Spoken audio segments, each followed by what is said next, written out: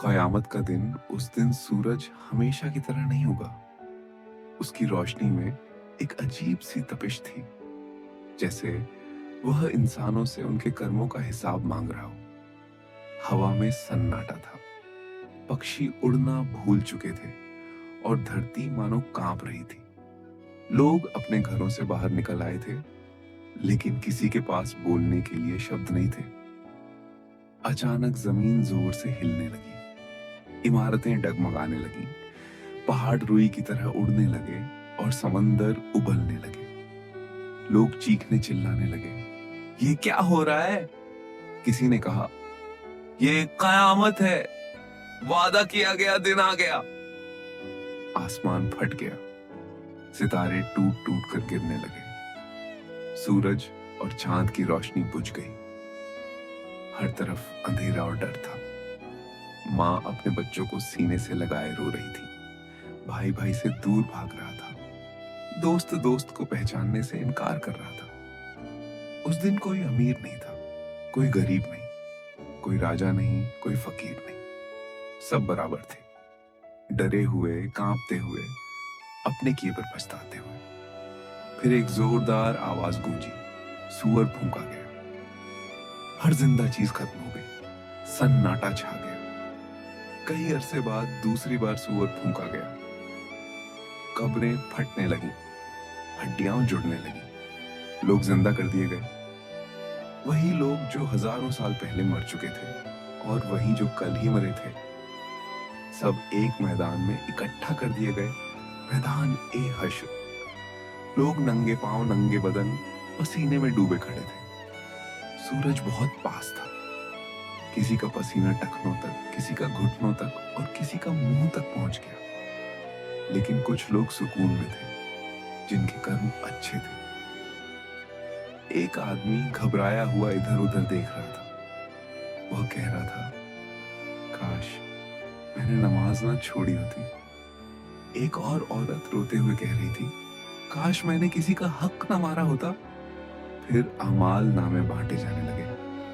जिसके दाहिने हाथ में दिया गया, वो खुशी से झूम उठा, और जिसके बाएं हाथ या पीठ के पीछे दिया गया, वो रोने लगा, चीखने लगा। एक जवान अपने नामे को देखकर रो पड़ा। उसमें लिखा था कि उसने झूठ बोला, लोगों को धोखा दिया, माँ बाप का दिल दुखाया। वह जमीन पर गिर पड़ा और बोला, या अल्लाह, एक मौका और दे दे, मैं सब ठीक कर दूंगा। लेकिन उस दिन पछतावे का कोई फायदा नहीं था। फिर मिजान तराजू लगाया गया, नेकियां और गुनाह तौले गए।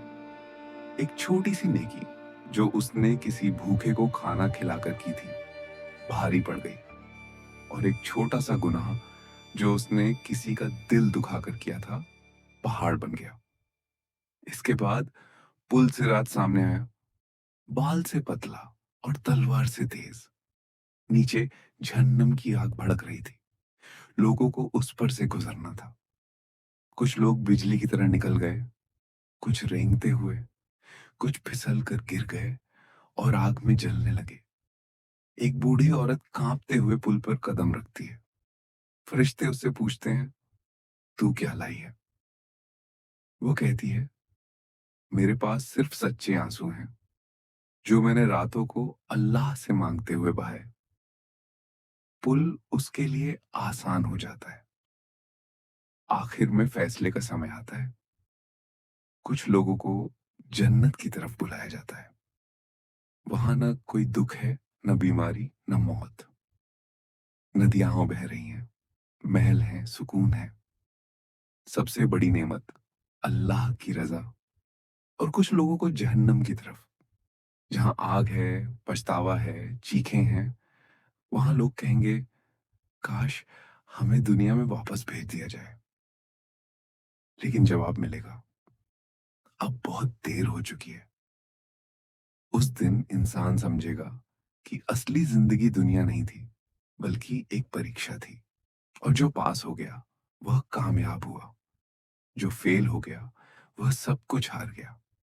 कहानी यहीं खत्म नहीं होती, क्योंकि यह कहानी हमें आज जिंदा रहते हुए चेतावनी देती है। आज वक़्त है, आज मौका है।